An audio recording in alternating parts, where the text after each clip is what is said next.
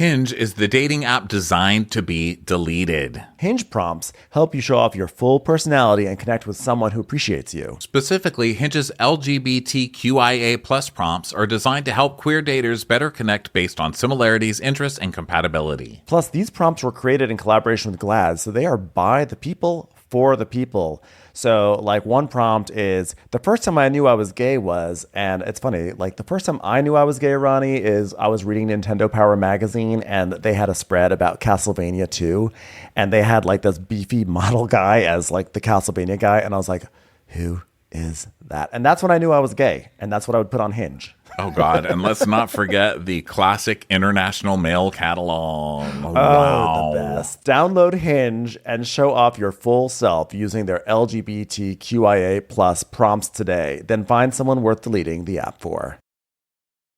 Summer's all about making fun and delicious memories with the people you care about. It's a perfect time to host a dinner party, enjoy family movie night, or game night with friends. I used to live right by a Whole Foods market, and I would grab all of my appetizers and stuff for my friends, and I would get my wine and everything right there in one place. Love that place. Never without it when I have people over. And in summer, I love to grill meat, and that's why I always go to Whole Foods Market, because they have just wonderful cuts of meat. You could also look to Whole Foods Market catering to make entertaining as easy as it is flavorful. Order shrimp platters, veggie crudités, charcuterie, and more. Explore your options at shop.wfm.com. Host the perfect summer dinner party with help from Whole Foods Market. Listening on Audible helps your imagination soar. Whether you listen to stories, motivation, expert advice, any genre you love, you can be inspired to imagine new worlds, new possibilities, new ways of thinking. There's more to imagine when you listen. Listening can really lead to positive changes in your mood, your habits, and ultimately your overall well-being. I've been wanting something fun and light for the summer, so I started listening to The Stench of Honolulu by Jack Handey, who, of course, is from Saturday Night Live. We all remember Deep Thoughts.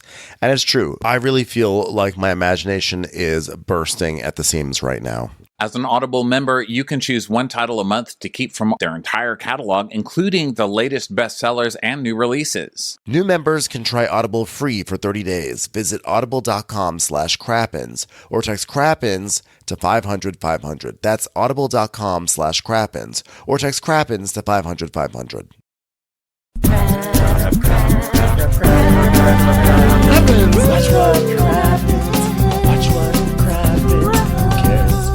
Happens when there's so much that happens. Watch what happens. Who cares what happens when there's so much that happens? Hello and welcome to Watch What Crappens, a podcast about all that crap on Bravo that we just love to talk about. This is part 2 of the recap. If you missed part 1, go check out your podcast feed. It's right there. And without further ado, let's get right back into the recap. And so Sierra says, accusing someone of doing drugs feels like an end of relationship accusation. It feels cutthroat. It feels like below the belt, like a knife stuck and being turned. And she's right. And honestly, Carl probably should have just ended it right there, to be honest. The fact that he didn't, it's like, I understand it's not as cut. Like when it's a relationship, when you're engaged, when you're on TV, you don't just turn the switch off. But the truth is that he really should have in that moment. Yeah, I thought the whole, I've said it a million times, the way that conversation went about, especially when she's wasted. But here's what cracks me up. Kyle gets away with everything because he was wasted. He was just drunk. I mean, it was just Kyle yelling and screaming because he was drunk. But Lindsay has one night where she gets wasted and does it. And it's like the worst thing, relationship ending, the worst thing in the world. I mean, Kyle wasn't calling Amanda an alcoholic, but he was calling her dreams stupid. And he was saying on national TV that her even pretending like she had an equal say in Loverboy when she would have been fired by now because of the shitty job she does and all of that. Like, why is that okay? And something we glance over. But Lindsay's drunken night is like, that was relationship ending. You suggested that someone who was on cocaine might do cocaine again at some point. I think that maybe the larger picture is that it seems like when Kyle gets wasted and says something really out of pocket, and he said really mean things about Amanda before when he's been wasted.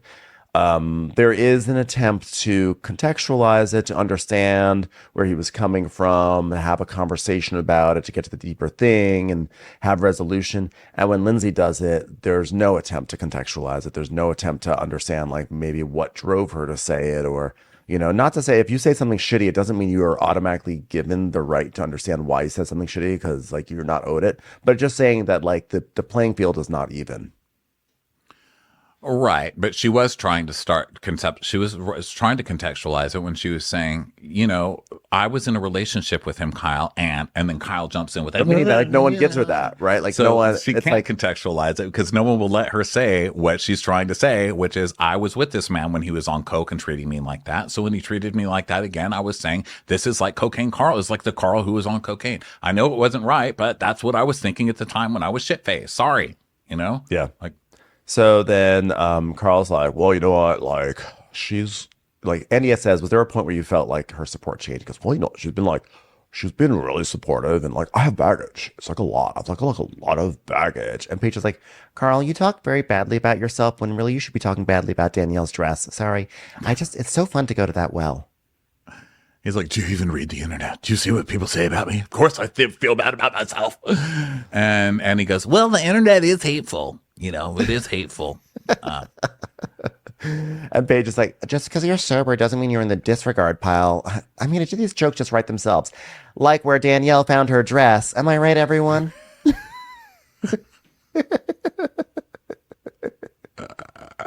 And Kyle's like, he falls on so many swords just because he had this addiction. I mean, is this a simplistic way for me to look at it? But isn't like a major part of recovery of like the 12 steps is like the apologies and everything like that? Isn't there kind of like a falling on the sword part of that process? I'm an outsider to this, so you know, feel free to ding me if I've made it too simple. But I just seem to remember with Beverly Hills when Kim Richards was always so like resentful for having to apologize to people for like shit she did when she was super high. And I was always like, but aren't you supposed to be apologizing to people? Isn't that like a thing that you do? Well, that's in the steps. And that's kind of a different program. A lot of modern sobriety doesn't do the steps. They use the just whatever, you know, California sober, like whatever Carl's doing, which is a different, there's different ways that people go about it. But the steps are the 12 steps, you know, and that's one of the 12 steps. But I don't think he's doing that. And by the way, I'm not being shitty. I just don't think he is. I think that he's admitted to doing. By the way, Carl does have baggage. He does have baggage. I'm sorry. He has baggage. They all have baggage. And when you open it up, guess what it is? It's white jeans. It's a lot of white jeans.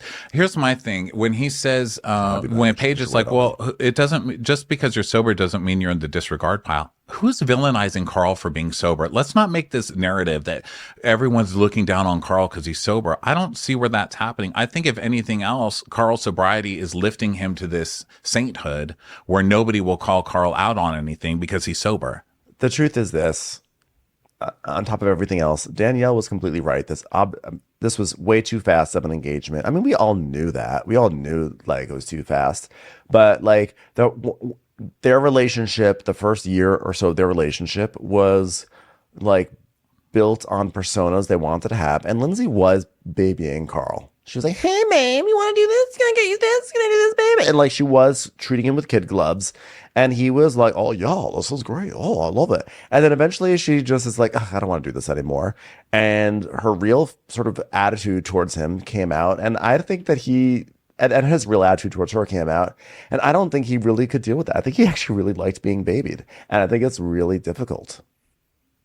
Well, yeah. Well, she's helping him get through something. And so at some point you're like, okay, we're through this, right? So now what's the next step? Getting through it. And he's like, no, I like that. I like that other step of being helped get through it. He got engaged to a persona. He did not get engaged to Lindsay. And that's where the problem is. Pickle from Juice says, Lindsay, do you regret what you said about sobriety? Because we didn't see you apologize on camera. She goes, okay, well, I regret not using more sensitive words. And Amanda goes, what are more sensitive words?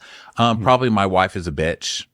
And she would be fired already if she was an employee. Maybe was that more sensitive? I don't know. Why don't you fucking worry about your side of the street over there, ma'am? Okay? And Amanda's like, you literally said cocaine, Carl. And Lindsay goes, well, yeah, and I literally just apologized for that. And Kyle goes, but you said but. And then Gabby's like, okay, guys, She regrets it. She feels bad. Can we move on, please? So she's like, okay, to answer your question, I've not talked to him on camera. This was the first time we spoke, and I apologized 10 minutes ago about it. So Andy's like, Danielle, do you think you could have helped Lindsay and Carl through this? She goes, no. No. I have a follow-up question. Lindsay and Carl, do you think you could have helped Danielle with her dress? Sorry, just too easy.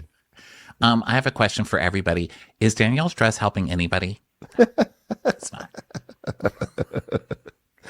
USB from Charger said, Lindsay, you blamed his ambition for being the reason you couldn't sleep with him, but how could he have a job when you shot down all of his ideas? Don't you realize a woman's place is not to comment on a man's career? So she's like, I did not shoot down ideas. There were 8 months before the wedding, and we discussed ideas, and now it's 8 months later, and he's saying, like, sports bar? I mean, I was like, we're trying to bring money in, not give money away. And everybody's laughing at her. It's like, oh, God, look, Lindsay's such an asshole. He doesn't want to open a sober sports bar? What a bitch.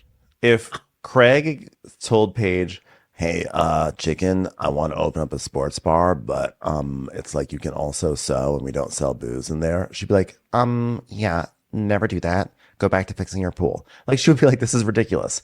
I cannot imagine anyone who is behind Carl's big grand plan of opening up the sober sports bar. I'm sorry. And he goes, yeah, well, that was off the cuff, but like, look at my lifestyle.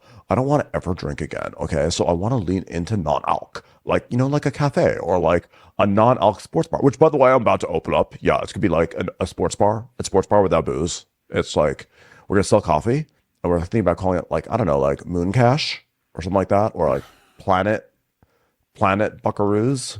I don't know. It's sort of, it's workshopping it a little bit. This is funny though, because he's like, yeah, I'm going to open like a non-alc sports bar. So what do you think about that? And Andy goes, a sports bar with no alcohol? Yeah, I've got a team and we're going to open a sports bar here in New York. Oh, you've got a team, huh? And he's like, yeah, wait, a sober sports bar? He goes, yeah, it's going to have a cafe and non-alc drinks. It's going to be a huge non-alc. Oh, can I have a non-alc latte? Oh, doesn't it have a ring to it? Can I have a non-alc cappuccino? Aren't those already non-alcoholic? Oh. Are they? I'm going to have to ask my partners on that. Don't disregard me. I've got a lot of baggage. Have you read the internet? Listen, if a non-alc sports bar proves to be the haven for sober people to finally be able to go to a sports bar and not feel pressure and it works out, then I'm more than thrilled. I just think it's a wild gamble, and I don't think it's like, I think it's just very reasonable for Lindsay to be like, what the fuck? And for all well, of us, if he really wants to do it and he's found a way and he's going to dedicate himself to doing it, good for you. But the question here was, why was Lindsay against it? Because it's spending hundreds of thousands of dollars, and it's an idea that he just came up with because he was put on the spot. It was like he was playing improv, Yeah.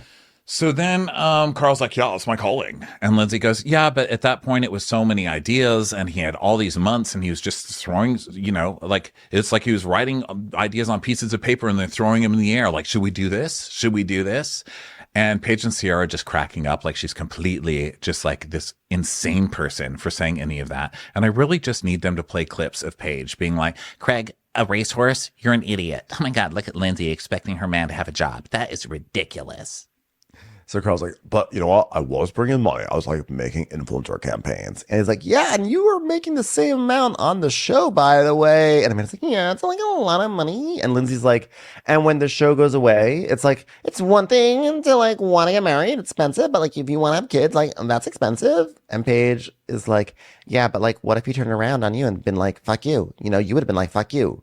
And Lindsay's like, but I'm bringing in money from brand campaigns. And also, why is Lindsay not saying, also, I have a track record of working in PR, and if things get rough, I could always open up like my business again. Like I've an established career and a track record, and I've been doing this for a while, and his track record is spotty. Yeah. And and Amanda's like, well, he's bringing in money from brand campaigns. And she goes, no, he wasn't. And he goes, yes, I was. And she goes, oh my God, please, you did one campaign for, did she say Zelle? What was, I couldn't understand. I don't remember. You did one campaign, Carl, and we did that together. I think insinuating like I got us that as part of our couple influencer thing I was trying out. No, and he's like, I didn't like excuse bubbly. me, I started January with a bubbly campaign. So Dry January with Bubbly by Carl Radke. And she's like, I mean, also Paige is like, he's like not making significantly less than you. Like, you're making what, like 30 grand more? It's like not insane. But that is actually significant, actually. I think. I was gonna say, how much money is Paige making? Because that's a decent amount of money. She's like, that's nothing. I mean, what? I don't wake up for less than 30 grand a day. It's like, okay. I just also love the idea that Carl's doing a campaign for bubbly of all the names for a product for Carl to do. I think you should drink bubbly. It is so bubbly. Hey, bubbly. Just like me. Bubbly. You should be bubblier. No. Put your weight Bubblier. on the bubbles. So Andy's like, Vanilla from Folders says, hey, what is your job, Lindsay, and how many hours do you work? I'm like, does anyone remember that the reason why Rad House is like a thing is because she has a company called Hub House, which she shuttered or at least put on pause. But like, it just seemed like it felt like a gotcha question, which I'm all for on the reunions, but it just, I don't know why we didn't see the same scrutiny on Carl. Like, where's the scrutiny on Carl? Like, so what have you been doing? Like, what were your ideas? Like, what were the steps you're taking to like better your career? When, by the way, so far, the only thing we've really gotten out of it is that you work part-time for Loverboy, which is not even the full extent of what you were asking for from that job. And which you didn't even go out and get yourself. You literally just sat around until somebody came by and was like, hey, you want this? Here you go. You just had to say yes and show up a couple of times a week. Give me a fucking break. Also, this whole thing of like, well, what do you do, Lindsay? And she's like, I do this show like Carl, and I do brand campaigns on the side. And Andy's like, well, that's his job too. And then the girls are just giving her shitty looks like, yeah, Lindsay.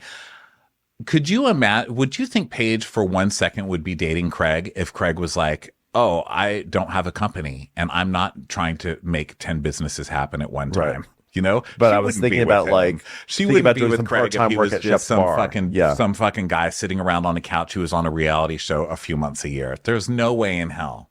Yeah. Lindsay says, like it was 9 months of the same conversation over and over and over again. I'm like, to me, this all makes total sense. Like it is, I would have gone absolutely berserk.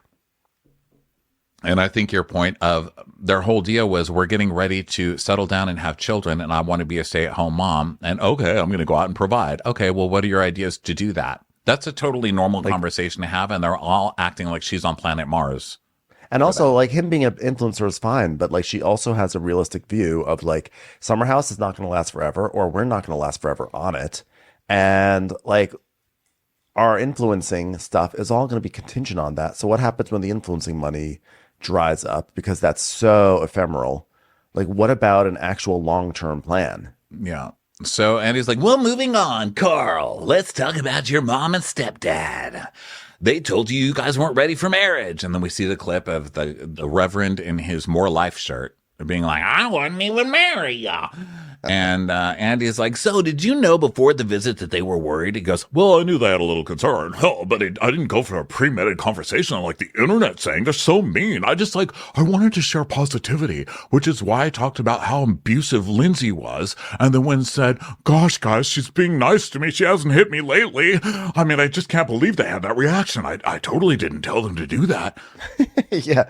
I mean, they had like a little bit of concern from the fact that the last time we had a fight, I went and told them that she was mean to me, but like, no, like it was not premeditated at all. So Andy's like, Lindsay, when it aired, you commented that he was laying breadcrumbs. And he's like, no, she said I should go into gardening. And I almost wrote back like, gardening, that's like a lot of work. How about this? What about non-alc? wow, I was exhausted even making this hypothetical. I really can't continue this answer. It's just a lot of work right now. I'm just like trying to work on me. No, please finish. I'm really sorry that I interrupted me. Please finish what you were going to say. I was really shitty of me. I just, it's just like I'm with a lot of baggage, and that baggage includes some gardening tools. It's just like a lot on my back. Well, what I wanted to say in response was, I think we all know who had the green thumb here. And it's Lindsay, because she's the gardener. Everybody get that? That was good, right? That's why Bubbly likes me. Okay. That was a Bubbly joke. Anyway. Yeah, well, maybe you should be an influencer for Miracle Grow, which would be a great way to describe your career. And Paige is like, wow, that went over my head because gardening's disgusting. So I don't know why we're even talking about gardening. Gross. Literally gross. That went over my head more than any of the basic standards of fashion went over Danielle's. That went over my head just like a bag should go over Danielle's today. It's time for a commercial. It's time for a Crappens commercial. Do you know where your box of old home movies is? When was the last time you made sure the box they're in isn't too hot, damp, or moldy? Not to alarm you, but all of that old media breaks down over time. And if not preserved, will be lost forever. That's where Legacy Box comes in. Legacy Box is the simplest and easiest way to convert your recorded media to digital. And with Legacy Box's Save Your Tape sale, you can easily access those memories and protect them forever for only $9 a tape. Here's how it works. Load Legacy Box with your old tapes, film, and pictures and send it back. You'll get it back on a thumb drive or cloud ready to watch and easy to share. It's so simple, it's like magic. Don't let this summer's heat age your videotapes, film reels, and fade your photos. Visit legacybox.com/Wondery to shop their $9 tape sale. That's legacybox.com/Wondery to unlock this incredible offer. Wow. Nice. Yeah. What you're hearing are the sounds of people everywhere putting on Bombas socks, underwear, and T-shirts made from absurdly soft materials that feel like plush clouds. Yeah, that plush. And the best part? For every item you purchase, Bombas donates another to someone facing homelessness. Bombas. Big comfort for everyone. Go to bombas.com/Wondery and use code Wondery for 20% off your first purchase. That's bombas.com/Wondery. Code Wondery. After investing billions to light up our network, T-Mobile is America's largest 5G network. Plus, right now, you can switch, keep your phone, and we'll pay it off up to $800. See how you can save on every plan versus Verizon and AT&T at T-Mobile.com/across America. Up to 4 lines via virtual prepaid card. Allow 15 days. Qualifying unlocked device credit service ported 90+ days with device and eligible carrier and timely redemption required. Card has no cash access and expires in 6 months.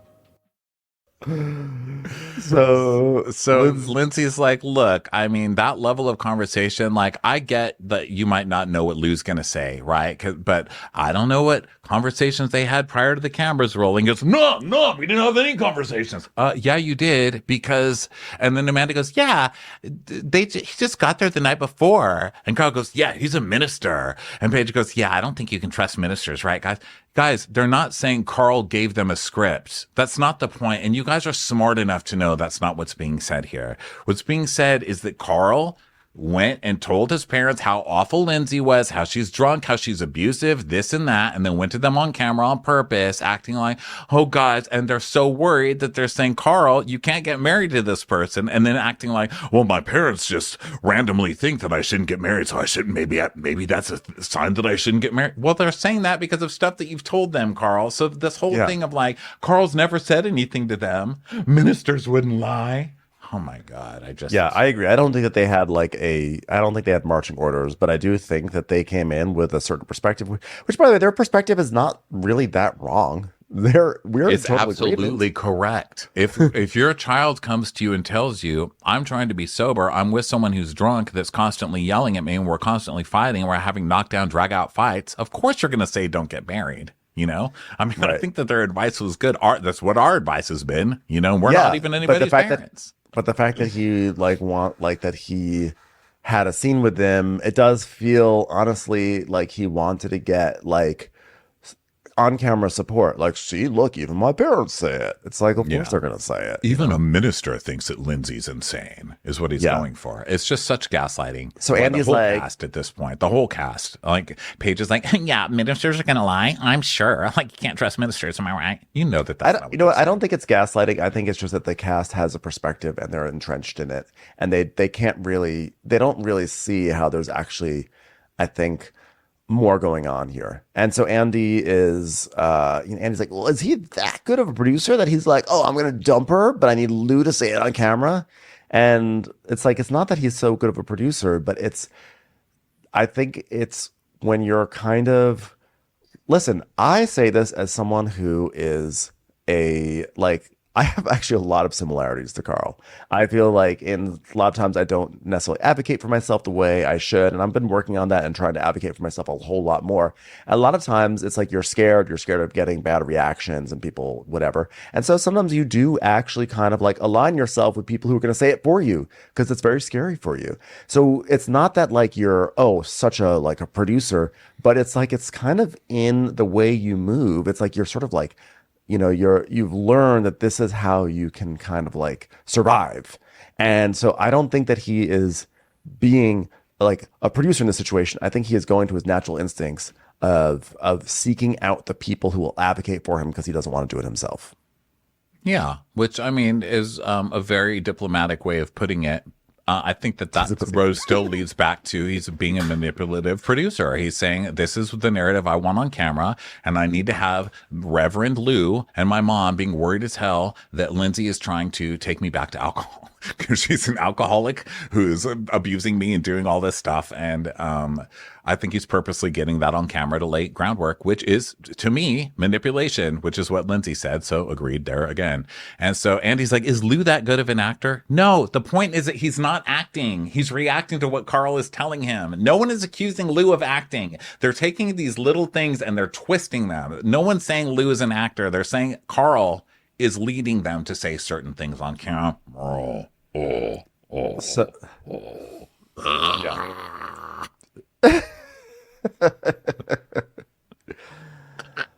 well, anyway, so I'm like looking around for household objects. Uplift from desk says, Carl, you seemed upset, but then showed up at the bridal shower all love and roses. And Carl's like, yeah, well, I didn't know how to navigate that conversation. I thought, do I even need to have that conversation with Lindsay now that we're good? It's more like you said, oh no, like I need to look like the good guy at all times. So I'm going to appear as the good guy, but I'm going to sort of like plant the seeds to make Lindsay be the crazy one. He's also coming in like, well, I've just told my mother, I've just dropped this bomb on my mother. Our relationship sucks bomb again on my mother. My mother has just expressed through Lou how worried they are about me. And now my mother's here sitting right next to Lindsay for an hour before I even arrived. So I need to look like the really good guy, maybe even to Lindsay. It's like, that's how Carl is. It's like, I always need to look like the good guy to somebody. So he's like coming in to be either the savior to whoever's going to fight with whoever. Carl's going to be there standing there with flowers. All right. I think he just doesn't want to get in trouble. That's his big thing. He doesn't want to get in trouble, and he knows he just shot this scene with his parents, and it could, it could look really bad for him. And I think he wants to like counter it with like a Prince Charming moment. Yeah. So then Carl's talking about how they went to couples therapy to make things work. And Andy's saying, in the final weekend in the house, Carl said he's having second thoughts and we should not be married if this is how we're communicating. And Lindsay's like, okay, yeah, but I was just like, maybe I wasn't listening, but I was just emotionally exhausted at that point. And he goes, so the question is then, how were you blindsided by any of this? She goes, because the next sentence was, I'm committed to figuring it out. So then we didn't speak. And then the next conversation we had was on camera. He's like, so Carl, what did you think was going to happen in that conversation? Well, I thought that, I was going to sit down. I was going to say, Lindsay, I'm obsessed with you. I love you. Let's make it work. And she was going to say, this is amazing. Let's make it work. Yeah. And then he's like, well, did the cameras energize you and make you cut the ripcord? He's like, well, we've been doing this for like 8 years and we've like, we've shared a lot of things. We take it seriously. It's a real life conversation that who knows if it was going to end up with me dumping her. I definitely didn't think that whatsoever. I just thought we're going to talk about, I don't know, you want to watch Jeopardy. What do you think about Jeopardy these days? Is it the same? Let's just watch that conversation again because he totally knew. He's like, this is what you are. You're not capable of listening. You're not capable of giving me what I need. Yeah, just trying to work it out. make sure that we're going to last forever. I So mean, it's an then interesting anyway- question that Andy asked, like, how could you honestly be blindsided when it was like really so obvious? He even said, should we call this wedding off? And it is does feel kind of like, okay, Lindsay, you really can't say that you're blindsided. But I think the reason why she was blindsided is because she probably really thought like Carl would never have the balls to say, you know what, I want out of this. And she really thought like, I have this plan and we're having issues, but we're going to push through. We're going to soldier on. This is what we do. Life is pain. And we're going to get to that altar. And I think she was blindsided because she thought despite everything, like she was still going to get that ring on her finger. Well, I don't think that I would say it's not that she thought he didn't have the balls. I think she thought they had agreed that they were going to work through whatever. Like they both knew it was hard. They were in weird places. They're both kind of weirdos trying to get married. And they knew that they needed a lot of therapy and this and that. And they kept committing to working it out no matter what. So if it took a couple of days of them not talking, they would eventually work it out, you know? So she... like, is it delusional? Sure. But I think part of the blindsided was also the fact that he did it on camera, because she says it later too, like, forget being in a relationship. This is like my best friend. Like we've been best friends for a really long time. We've gone through a lot together. So the fact that he would hold that from me and then call the producers to come over so he could dump me like that on camera, that was the blind side. It's not even that we broke up. It's that he would do it like that. You know, but no one's going to listen to that. They're just going to keep going, Lindsay, why are you even surprised? Why are you surprised, Lindsay? And Andy's like, well, if the engagement happened on camera, doesn't it try it would end on camera? I mean, you're on a show about sharing your life. It's like, yeah, but at the same time, like the show is supposed to end at Labor Day, right? So Lindsay's like saying like, yeah, no one's arguing that I've shared my entire body and soul. It's like, but you are. You say it was terrible to do it on camera. How could you be so mean to Bravo? And she's like, because this is the biggest decision and you're blindsiding someone with it because you've already made the decision. And I thought that respect would go beyond the show. yeah.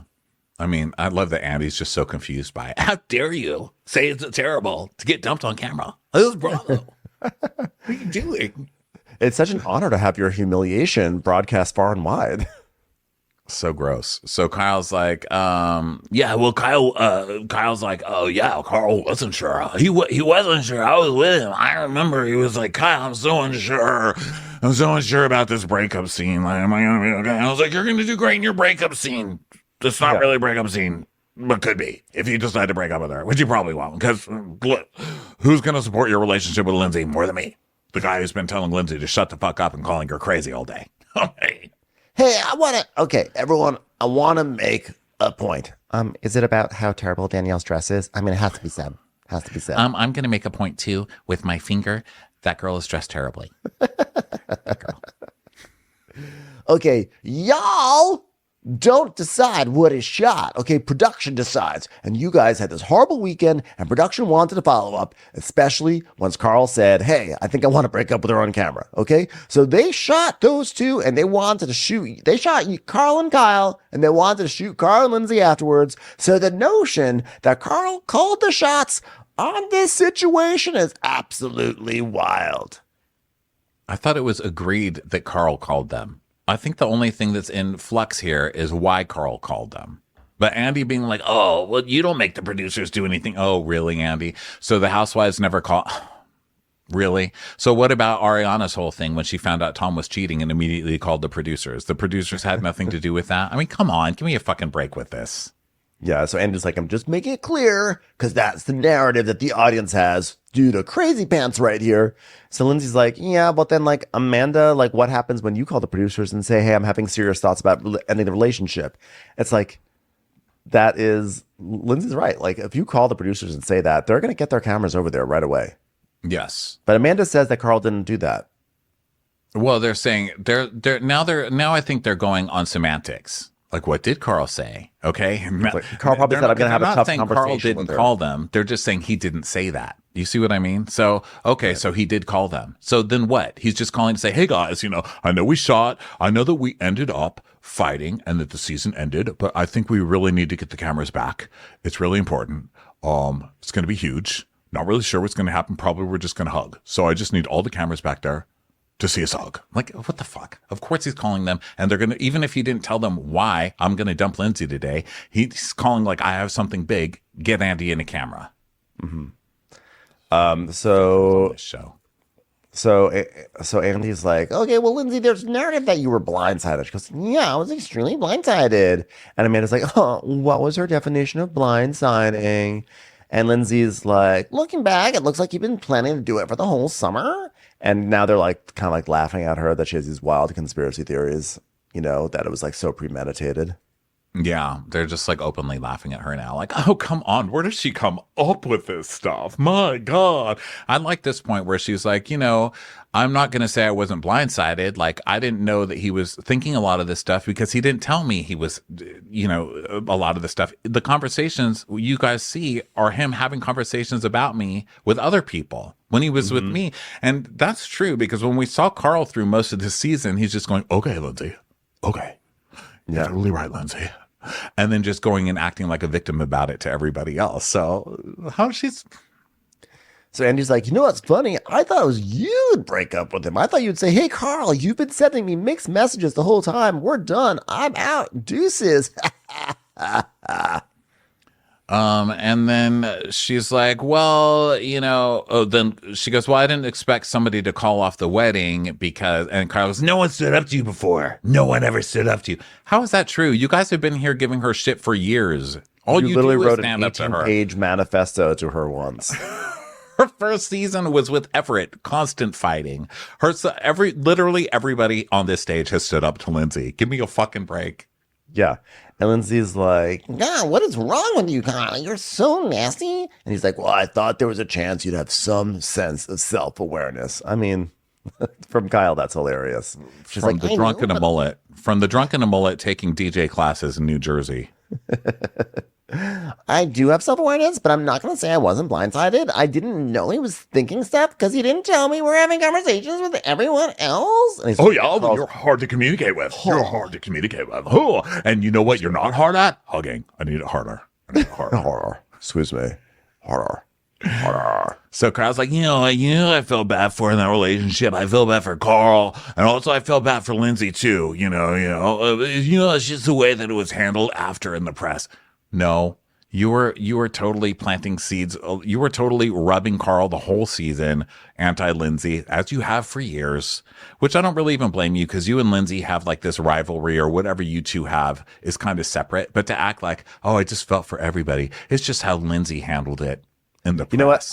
I don't think that you're allowed to dump someone and then get mad at the way they react to it and what they decide they're going to say to the press. I think if you've been dumped, especially on camera, and you're humiliated and you're blindsided and you're frustrated, like, you're probably going to pop off about certain things. You'll probably be, and it's Lindsay too. Lindsay always has like her own strange narratives, etc. I just think it's like the idea of like, okay, I'm ending this dream for you, even though it's not a great dream, but I'm ending this dream for you. And now you have to react the way I want you to react. It doesn't work that way. Yeah. So Lindsay's like, okay, well, you're allowed to be out, but don't be so nasty, dude. And Andy is saying, okay, well, Carl mentioned that he paid the rent for you in Rad House. I mean, how problematic is this fucking show? My God, this is one of Andy's most problematic moments in a long time. This whole reunion, like, what the fuck are you doing? Standing up for the men again in another season, just making it out these fucking crazy women. So he's like, yeah, Carl mentioned that he paid the rent for you in Rad House. And she goes, he didn't pay the rent for me. He paid his half of the rent. Like, and he goes, oh, yeah, but his hat, but you live there alone. Are you still living there? She goes, yeah, but our lease is up June 15th. And Carl goes, 14th. I know the exact day. Well, I guess I'm trying to say is I'm like really qualified for a job because I know exact dates. Detail oriented.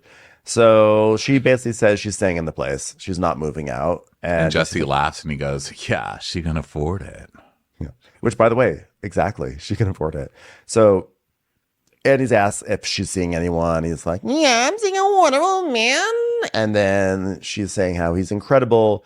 And they went on some dates a few years ago. It was bad timing. And then he, popped back up in December and they started dating again in January. And they've all met him in Portugal. Love him. Carl loves him. And Andy's like, has he seen the show? And Lindsay says no. And Andy goes, yikes. Yeah, he probably should watch the show. I'm going to say this right now. It's probably an important thing to do. So Lindsay says she's sick of planning. She's sick of the timeline thing. She's not doing it anymore, which I'll believe it when I see it, and Carl's like, who else is sick of timing? Expired milk. So, you know, at this point, just start calling yourself Munster and embrace it. That's what I say. Cheesehead. You know who else is tired of planning? Danielle, which is why she threw together that shit. You know whose outfit is expired? Not Danielle's, because it was never fresh. All right.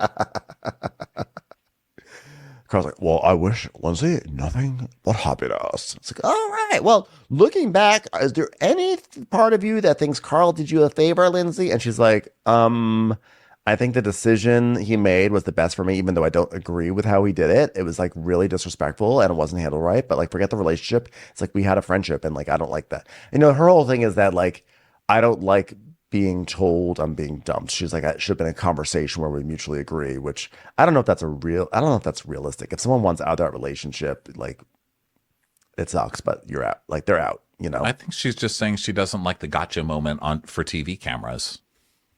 But maybe it's that. Well, her whole thing was like, you've already made your decision. You made your decision. You came on here to make me look like a fool on TV. So it's a little bit of both, perhaps. So Andy's like, do you miss your friend? Do you miss your friend, Lindsay? And she's like, I'm Christina Blair Gibson. No, I hope she's dead in a ditch somewhere. He goes, no, Carl. She goes, oh, at first I did, but it dissipated quickly. And every time I see somebody smile now, I'm not getting blinded by their teeth. So that's helpful as well. Well, we had some great times and I made the decision, but like she's been a great support and I haven't kissed anyone since Lindsay and it's fucking embarrassing. Oh, I'm a monster. And the girls are like, no, Carl, it's not your fault. Stop falling on the sword. I guess I've been too busy buying groceries for my mother. Oh. Well, you know, everybody is still falling for this horse shit. It's making me crazy. You know what? I heard something. I blew it up and it wasn't right. And I'm sorry for how it was handled, but I'm surprised at what you're saying, and it helps me. It helps me because I thought it would go different. I thought she would try to burn me. Just Carl, someone who hasn't kissed anyone in 9 months since he dumped someone, and wow, I thought you were going to burn me to the ground, and you didn't. You had decency and kindness towards me, sweet poor Carl Radke. I'm just like, well, we're not done yet. And everyone cracks up. And he's like, well, I'm glad to hear her say I did a favor. It's like the nicest thing she's ever given me credit for. She goes, I didn't say it was a great decision. The universe did me a favor. And so Andy's like, okay, so Could the same group send it next season, old man Kyle? And he's like, oh, you know, it's an incredible summer. It's like challenges. I mean, it's an incredible group of friends. That's for sure, Andy. Yeah, we had a great time. We all got into the same bed. Can you believe it? Like, so now when people call us the bed sore girls, it's like, which one? Because we were all in there. So everyone shut up, internet. And by the way, Lindsay fell asleep in my bed. I was like, oh my God, I have never been part of a multi-generational bed moment. Like, so strange to sleep with a senior citizen in the same bed. You had babies sleeping with an old lady. It was like a Dove commercial. By the way, speaking of everyone getting into bed, one thing that should be put to bed, Danielle's dress. And he's like, Kyle, you said we could cut off your hair. can we also cut off Danielle's dress? Let's just, can we cover Danielle's dress with Kyle's hair? I mean, something. Come on. Give me a bone. Throw me a bone here. So Andy puts his hair into a ponytail and then cuts it off and does a really horrific job. Like, it's like there's a cut that's like a semicircle in the back of his hair. It's pretty bad, but it is like still better. Lindsay, he puts his hair in a ponytail, Kyle's hair in a ponytail, and Lindsay goes, oh my God, Andy, I cannot believe you know how to make a ponytail. and he's like, I have a daughter. And I understand That's how much Lindsay this pays is- attention to anybody else's life. That's hilarious. Also, he understands the concept of grabbing hair and putting a twisty on it. So they're all happy because the mullet's gone, and so is the season. The season is now over, but they're going to be filming in like 3 weeks. So I can't even imagine. I can't imagine what this next season's going to be like. It's going to be awkward. There's going to be a lot of awkwardness in the house. Yeah, it's going to be interesting. That's for sure. Well, it's been a good season, tumultuous. I would say their best season. Oh, wow. Ow. Yeah, I'm saying that it. I limb think it you're was their best standing season. on. I enjoyed it. I thought it was a good season. Definitely the best in a long time. I have erased a lot of seasons from my DVR up here, my head DVR. So I'm not going to make any grand pronouncements, but I really did enjoy the season. Definitely brought up some interesting conversations and past traumas. So that was fun. Thanks, show. It's been really fun. It's been great. Yeah. Well, thanks everyone for being here, and we will catch you on the next episode. Bye. Bye. Watch What Crappens would like to thank its premium sponsors. Ain't no thing like Allison King. Ashley Savoni, she don't take no baloney. Stroll in the park with Caitlin Clark. She's not just a Sheila, she's a Daniela. Itchels. Aaron McNicholas, she don't miss no trickolas. She's never scary, it's the Green Fairy. Jamie, she has no last namey. Hava Nagila Weber. Know your worth with Jason Kurth. Sipped some scotch with Jessica Trotch. She's always supplying, it's Kelly Ryan. Kristen the Piston Anderson. Let's give a kisserino to Lisa Lino. We want to hang with Liz Lang. Megan Berg. You can't have a burger without the Berg. The Bay Area Betches. Betches. And our super premium sponsors. Somebody get us 10 cc's of Betsy MD. We're taking the gold with Brenda Silva. Let's get real with Caitlin O'Neill. Don't get salty with Christine Pepper. Can't have a meal without the Emily Sides. Nobody holds a candle to Jamie Kendall. We got our wish, it's Jen Plish. She's not harsh, she's Jill Hirsch. She's a little bit loony. Junie. My favorite Murdo, Karen McMurdo. We love him madly, it's Kyle Pod Shadley. Let's go on a bender with Lauren Fender. The incredible edible Matthews sisters. Give him hell, Miss Noel. Ring that bell for Rachel. She's the queen bee, it's Sarah Lemke. Shannon, out of a cannon, Anthony. Let's take off with Tamla Plain. She ain't no shrinking Violet Kuchar. We love you guys. If you like Watch What Crappens, you can listen ad-free right now by joining Wondery Plus in the Wondery app or on Apple Podcasts. Prime members can listen ad-free on Amazon Music. Before you go, tell us about yourself by filling out a short survey at Wondery.com/survey. At the Coca-Cola Company, Keurig Dr. Pepper, and PepsiCo, some of our bottles can be remade in a whole new way, using 100% recycled plastic. New bottles using no new plastic, except the caps and labels. Learn more at madetoberemade.org. Nancy's love story could have been ripped right out of the pages of one of her own novels. She was a romance mystery writer who happens to be married to a chef. But this story didn't end with a happily ever after. When I stepped into the kitchen, I could see that Chef Brophy was on the ground, and I heard somebody say, "Call 911." As writers, we'd written our share of murder mysteries. So when suspicion turned to Dan's wife, Nancy, we weren't that surprised. The first person they look at would be the spouse. We understand that's usually the way they do it. But we began to wonder, had Nancy gotten so wrapped up in her own novels... There are murders in all of the books. ...that she was playing them out in real life? Follow Happily Never After, Dan and Nancy on the Wondery app or wherever you get your podcasts. You can binge all episodes of Happily Never After, Dan and Nancy early and ad-free right now by joining Wondery Plus.